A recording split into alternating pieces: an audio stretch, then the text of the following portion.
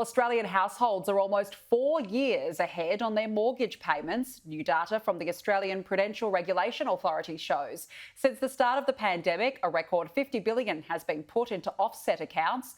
This is the highest rate since the banking regulator began in 2008.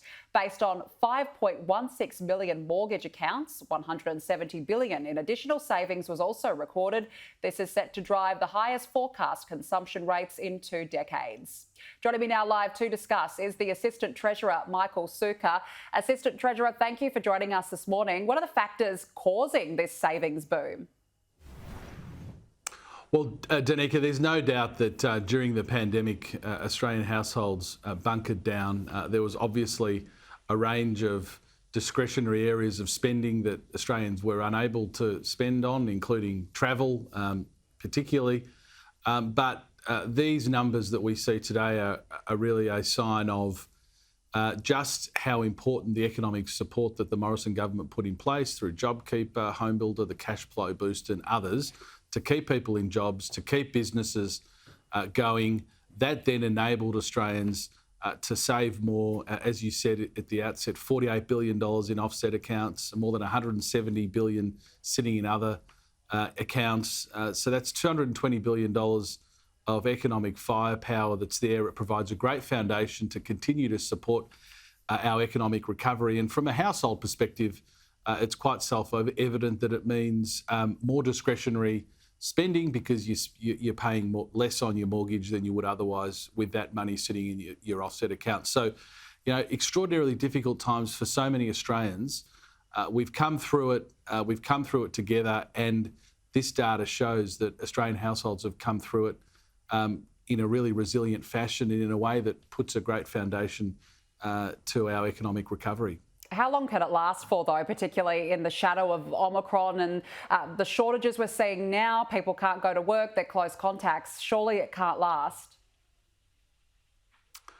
Well, Danica, look, we've had now, Omicron over the last 6 weeks has seen the evolution of this pandemic. And I suppose we've all become accustomed over the last 2 years to seeing different challenges arise, and Australia, every time one of those challenges has been put before us, we have overcome it, and I'm confident we'll do so again with Omicron. But your question, I think, is right in the sense that, the only thing that will hold back that economic firepower, that more than $220 billion or $48 billion sitting in people's offset accounts, will be confidence, and that's why our plan for economic growth, our plan to continue the economic recovery, unemployment at 4.6%, which is a 13-year low, it will be so important in ultimately harnessing that economic firepower into 2022. Lots of challenges ahead, but Australians should feel proud that we've overcome all of them thus far, and really our economy is performing as well, if not better, than virtually every other comparable economy in the world. You walk into a supermarket at the moment and the shelves are bare. There are significant supply chain shortages. What more can be done from the government to fix this?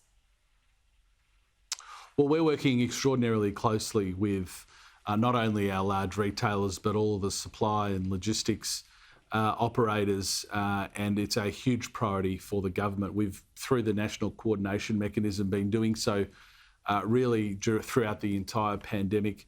Some important work that's been led through National Cabinet by the Prime Minister, I think, has welcomed and seen the Queensland and New South Wales governments coming forward with some changes to the isolation requirements for workers in that supply and logistics area that's sensible, that's proportionate, but that just means that fewer workers will be having to isolate if they're not symptomatic or do not have a household contact with COVID. That will mean that those resources are not being taken away in isolation, and we think that will have a positive benefit. But, as Assistant Treasurer, Housing Minister, the Treasurer, the Prime Minister, and many others are on a daily basis working very closely with all of our large supermarket chains, everyone in the distribution network, to try and ensure that we keep up with some of the spikes in demand that we're seeing. And we've all seen through the pandemic that spikes in demand for certain goods occur whenever there's any level of uncertainty, and obviously Omicron over the last 6 weeks has led to some of that. But we've come through it before. We're confident that there's a resilience in our supply chains that will see us come through it again. But it's an ongoing challenge, Danica, that we are working with industry on a daily basis. All right, just finally, we are running out of time, but I just want to ask you quickly about the Novak Djokovic saga. Is the federal government to blame for all this? No, Danica. In the end, we have to dispassionately apply the rules. Whether you're an international tennis player or whether you're an ordinary person trying to enter the country, Australian Border Force applies the rules to everybody. We do so dispassionately. I happen to be a big fan of Novak Djokovic. I think he's an outstanding ornament to tennis. But in the end, the rules are the rules, and one rule must apply to everybody.